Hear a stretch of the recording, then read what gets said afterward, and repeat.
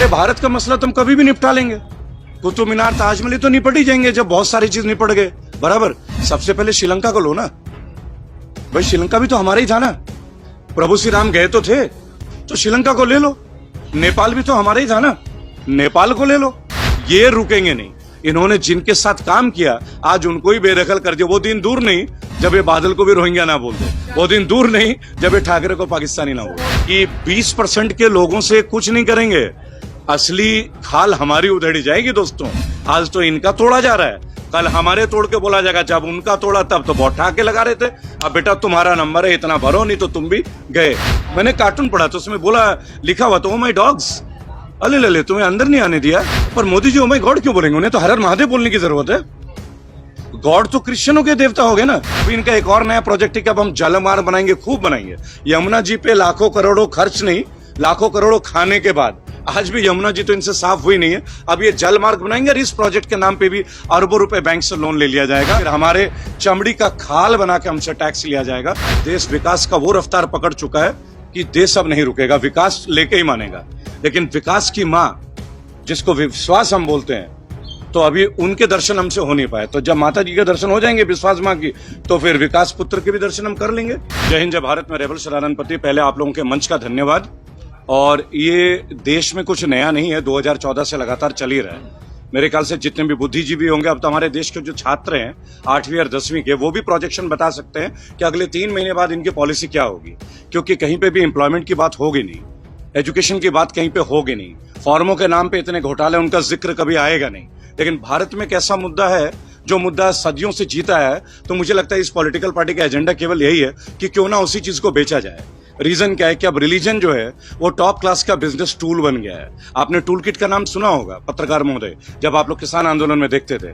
हम लोग सोचते थे टूल किट मतलब गाड़ियों के औजार, लेकिन एक नया टूल किट आया था। तो एट दिस टाइम मंदिर और मस्जिद और इसकी ओनरशिप जो है ना, वो बेस्ट टूल किट है। अब राजस्थान के आप जिस सांसद की बात कर रहे हैं, मेरे ख्याल से वो राजघराने से हैं, बराबर। अब राजपाट तो चला गया, लेकिन राजपाट का नशा अभी तक उतरा नहीं है, पहली बात। तो जिन मोहतरमा ने ये अपना क्लेम किया है, पहले तो एक बात बता दें कि अगर आपकी ये प्रॉपर्टी है तो ताजमहल जब बनाया गया था, उन मजदूरों का पेंशन और पीएफ तो होना चाहिए हो ना मैडम आपके पास। आपके पास तो लिस्ट होगी, कितने लेबर ने काम किया होगा, आपके सुपरवाइजर भी रहे होंगे। तो सबसे पहले बाद में अपने प्रॉपर्टी के पेपर दिखाइएगा, पहले डेट वाइज उन लेबर्स का नाम पता बता दीजिए। आप चूंकि उनके वंशज हैं, अगर ताजमहल आपका हो सकता है तो जिन लोगों ने काम किया होगा ना, कारीगरों ने, उनके खानदान के लोगों को भी देख लेते हैं कि आपके सो कॉल्ड ग्रैंड पेरेंट्स ने उनको तनख्वाह दी थी भी या नहीं दी थी। ये भी देख लेते हैं एक बार, अगर आप लोगों की विरासत थी। देखिए, ये एक प्लान तरीके से, ये बिल्कुल वैसे ही है जैसे नवनीत राणा, आपने देखा होगा हनुमान चालीसा का पाठ करते ही, और एक निर्दलीय थी, बराबर। और जब वो उन्होंने ये पाठ पढ़ा तब वो हिंदू थी, लेकिन जैसे ही वो मुंबई के थाने में पहुंची वो दलित बन गई। कितना जबरदस्त ट्रांसफॉर्मेशन है। मतलब अब जाति को भी ओवरटेक किया जा रहा है, अब रिलीजन को भी ओवरटेक किया जा रहा है। अब इनके पास कुछ नहीं बचा। आप हाल फिलहाल में श्रीलंका और पाकिस्तान दोनों का माहौल देख लीजिएगा।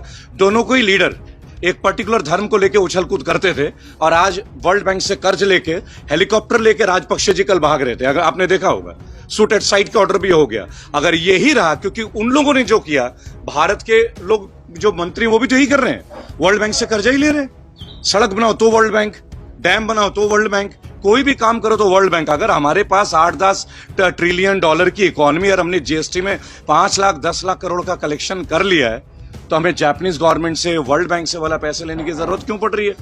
और अभी इनका एक और नया प्रोजेक्ट है कि अब हम जलमार्ग बनाएंगे, खूब बनाएंगे। यमुना जी पे लाखों करोड़ों खर्च नहीं, लाखों करोड़ों खाने के बाद। आज भी यमुना जी तो इनसे साफ हुई नहीं है। अब ये जल मार्ग बनाएंगे और इस प्रोजेक्ट के नाम पे भी अरबों रुपए बैंक से लोन ले लिया जाएगा, और पत्रकार महोदय उस कर्ज को भी हमारे कंधे पे ही डाला जाएगा, और फिर हमारे चमड़ी का खाल बना के हमसे टैक्स लिया जाएगा।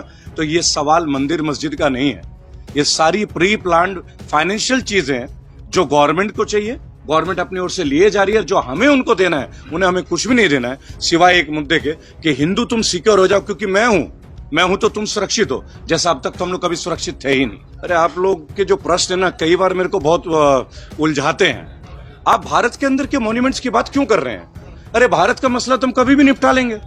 कुतुब मीनार, ताजमहल तो निपट ही जाएंगे जब बहुत सारी चीज निपट गए, बराबर। सबसे पहले श्रीलंका को लो ना भाई, श्रीलंका भी तो हमारा ही था ना। प्रभु श्री राम गए तो थे, तो श्रीलंका को ले लो। नेपाल भी तो हमारा ही था ना, नेपाल को ले लो।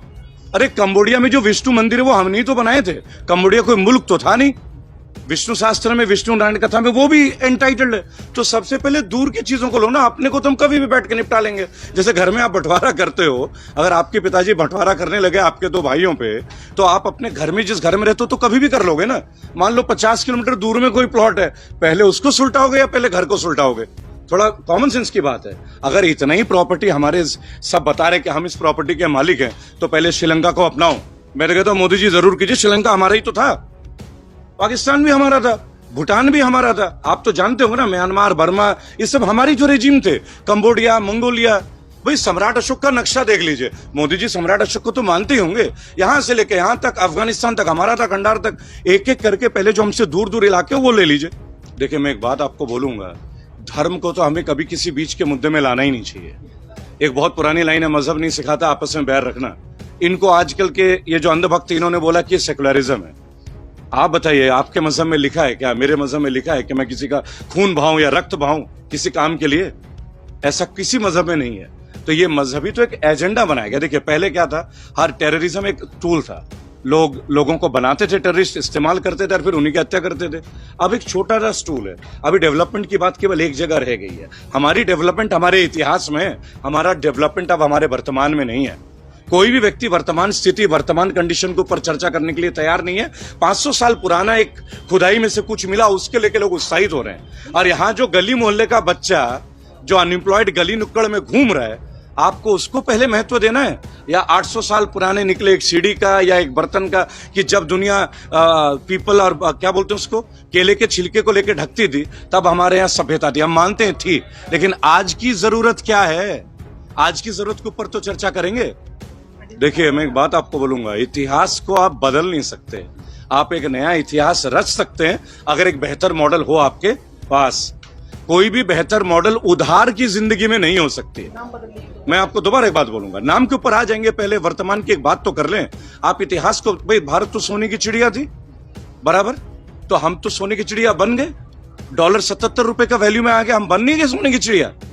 सोचिए ना भाई, डीजल, रसोई गई, ये सब तो आगे बढ़ ही रहे हैं, बराबर, नए नए कीर्तिमान स्थापित कर रहे हैं। जॉब्स का कीर्तिमान क्या है आप बताइए? गवर्नमेंट प्रोजेक्ट्स का कीर्तिमान क्या है? हम जिस चाइना से कंपटीशन कर रहे हैं, आज भी भारत के ज्यादातर प्रोजेक्ट्स चाइना कर रहा है। आप कहते हैं, देखिए हम लोगों ने जाके श्रीलंका में एयरपोर्ट बनाया, भारत की एक कंपनी ने, लेकिन अब जो एशिया का सबसे बड़ा एयरपोर्ट बन रहा है नोएडा में, जेवर इंटरनेशनल एयरपोर्ट, वो एक स्विट्जरलैंड की कंपनी को ठेका दे दिया गया। तो मेक इन इंडिया कहां गया? कहां है हमारा विकास? अगर आपको अपने हर छोटे बड़े काम के लिए आप अडानी जी का बोर्ड लगा दोगे, यही ना, लेकिन काम तो कोई विदेशी कंपनी करेगी। चाहे मेट्रो का प्रोजेक्ट हो, चाहे कोई भी प्रोजेक्ट हो, चाहे गैमॉन, आपकी कंपनीज का नाम लेकर मैं आपको बता रहा हूं, आप एक बार जाके देखिए कहां की हैं ये कंपनीज। ये जितने टनल्स बन रहे हैं, क्या इंडिया बना रहा है? ये सारे प्रोजेक्ट विदेश का एलएनटी को दिया गया, लार्सन को दिया गया। क्यों दिया जा रहा है इनको? क्या हमारे पास इंजीनियर्स नहीं है? इतिहास तो ये भी कहता है कि विश्व का पहला इंजीनियर भारतीय है। सबसे पहले गणितज्ञ भारत ने दिया, आर्यभट्ट ने। विश्व को हमने शून्य दिया। सबसे बड़े साइकियाट्रिस्ट से लेके, वैद्य से लेके, कवि से लेके, सब में हम नंबर 1 है। तो फिर ये कॉन्ट्रैक्ट मोदी जी, और सबसे बड़े प्रधानमंत्री भी मोदी जी हैं, सबसे बड़ी पार्टी भी विश्व की बीजेपी है, उसके बावजूद सारे कॉन्ट्रैक्ट विदेशियों को। आप एक मोबाइल की कंपनी नहीं बना पाए, और जो स्वदेशी कंपनी थी उनको आपने ठिकाने लगा दिए। आपने जमीन दे दी चाइना के ओप्पो, OnePlus, वीवो और पता नहीं किस किस कंपनी को, और आप बात करते हैं विकास की और भारतीयता की। देखिए मैं एक बात बोलूंगा, जहां भी ASI का कोई वर्क हो, आर्कोलॉजिकल सर्वे ऑफ इंडिया, एक बड़ी छोटी सी बात बोलूंगा, अभी तक बहुत सारे विभाग ऐसे हैं, हालांकि मैक्सिमम विभागों के ऊपर इनका इन्फ्लुएंस तो आ चुका है, ये आप भी देख रहे हैं। सुप्रीम कोर्ट में इतने सारे घटनाओं का कोई एक बार भी वो नहीं लिया गया, इंट्यूशन नहीं लिया गया। आप आज जिस तरह से बुलडोजर चल रहा है, माननीय सुप्रीम कोर्ट को इसमें दखलंदाजी करनी चाहिए थी। एक बार देखनी चाहिए थी कि जिनकी जमीनों की रजिस्ट्री है, बिजली के खंभे लगे, ये बिजली विभाग नहीं लगाया ना। ये रोहिंग्या तो आके लगा नहीं गए अपने आप। ये बांग्लादेश की बिजली के कनेक्शन तो नहीं है, ये दिल्ली सरकार की है ना। BSES के है ना बिजली विभाग। जो आधार कार्ड है वो भी तो दिल्ली सरकार की है ना। वो गवर्नमेंट, दिल्ली गवर्नमेंट भी तो सेंट्रल गवर्नमेंट के अंदर ही आती है ना। अब जो पिछले 4 साल से रजिस्ट्रियां हुई होंगी और जिनको आप तोड़ रहे हैं, उसको परमिशन किसने दी है? भाई कोई ना कोई मिनिस्ट्री नहीं दिया होगा ना, कोई मंत्रालय नहीं दिया होगा। दिल्ली तो आप जानते हैं is being ruled by central government. उसके बावजूद ही क्यों तोड़फोड़ कर रहे हैं? एक छोटा सा विषय है, जिन जिन राज्यों में इनको सरकार नहीं है उन राज्यों को उथल पुथल करने। और ये तो एक, आप देखिए, इससे ज्यादा अतिक्रमण आप क्या बोलेंगे। बेसिकली ये इंपीरियलिज्म कहा जाता है। हिस्ट्री अगर आप पढ़ेंगे, इंपीरियलिस्ट बोलते हैं, ये पार्टी तो इंपीरियलिस्ट है ही। इस पार्टी ने तमाम उन लोगों का दल छीन लिया जो लोग इनके 30 साल से 40 साल से स्ट्रैटेजिक पार्टनर थे, चाहे वो बादल सरकार हो, चाहे वो ठाकरे जी का परिवार हो, चाहे नीतीश जी हो, चाहे पासवान फैमिली हो। लिस्ट बहुत लंबी है, आप थक जाएंगे, मैं गिनाते गिनाते थक जाऊंगा। ये रुकेंगे नहीं। इन्होंने जिनके साथ काम किया आज उनको ही बेदखल कर दिया। वो दिन दूर नहीं जब ये बादल को भी रोहिंग्या ना बोल दे, वो दिन दूर नहीं जब ये ठाकरे को पाकिस्तानी ना बोल दे। देखिए, मैं एक बात बोलूंगा, अगर कोर्ट काम कर रही होती ना तो इतने गरीब लोगों के घर नहीं टूटते। अगर किसी परिवार का एक व्यक्ति क्रिमिनल है, आज तक इतिहास ने कभी दिखाया कि क्रिमिनल, क्या घर उस लड़के ने बनाया जिसके एक पत्थर फेंकने की वजह से आपने उसका घर तोड़ा? पत्थर फेंका गलत है, गोली मार दो ना, सजा दे दो, फांसी दे दो, कौन मना करता है? लेकिन उस घर को क्या उसने बनाया? नहीं, उस घर को उसके माँ बाप ने जीवन भर की पूंजी से बनाया। वो लोग कहां रहेंगे? आप विस्थापित करोगे तो स्थापित कौन करेगा? फिर आप किस बात के सरकार है?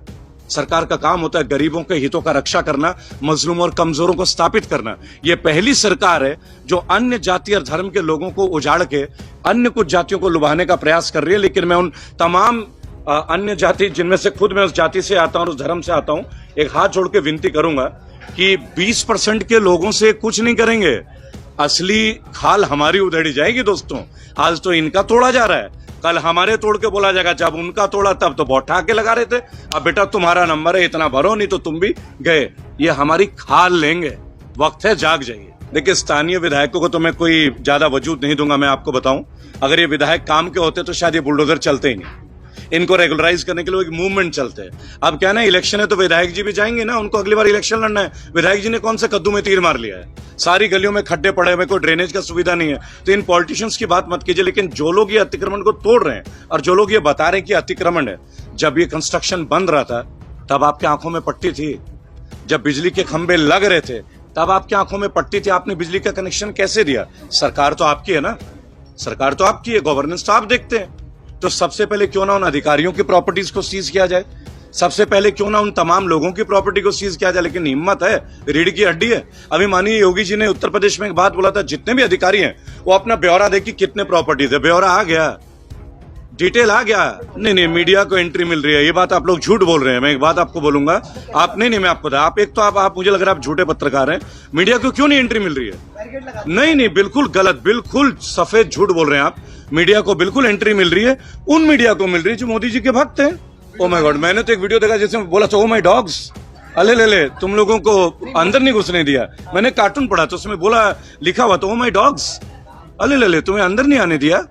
तो मैं समझ नहीं पाया, आप लोग वहीं का जिक्र कर रहे हैं। पर Modi ji oh my God क्यों बोलेंगे? उन्हें तो हर हर महादेव बोलने की जरूरत है। गॉड तो क्रिश्चियनों के देवता हो गए ना भाई, भगवान तो हम तो हर हर महादेव बोलेंगे, ब्रह्मा जी का नाम लेंगे, विष्णु जी का नाम लेंगे। मुझे लग रहा है आप लोग देखते साथ सुनने में भी कमजोर है आप लोग। नहीं, मैंने तो एक कार्टून देखा तो उसमें कार्टून में लिखा था, ओ माय डॉग्स, अले ले तुम्हें अंदर नहीं आने दिया। तो मैं तो उस बात को याद करके अभी भी मुस्कुरा रहा हूं कि कौन किसने बोला, डॉग्स किसको बोला। वो तो उस कार्टून के जरिए से आपको पता चल जाएगा। देश जबरदस्त जा रहा है, देश विकास का वो रफ्तार पकड़ चुका है कि देश अब नहीं रुकेगा, विकास लेके ही मानेगा। लेकिन विकास की माँ जिसको विश्वास हम बोलते हैं, तो अभी उनके दर्शन हमसे हो नहीं पाए। तो जब माता जी के दर्शन हो जाएंगे विश्वास माँ की, तो फिर विकास पुत्र के भी दर्शन हम कर लेंगे, बराबर। लेकिन तब तक जो विनाश है वो हम लोग देख सकते हैं, वो आप लोग अच्छे से महसूस कर सकते हैं। भारत का एक भी कोना शायद इससे बचेगा नहीं।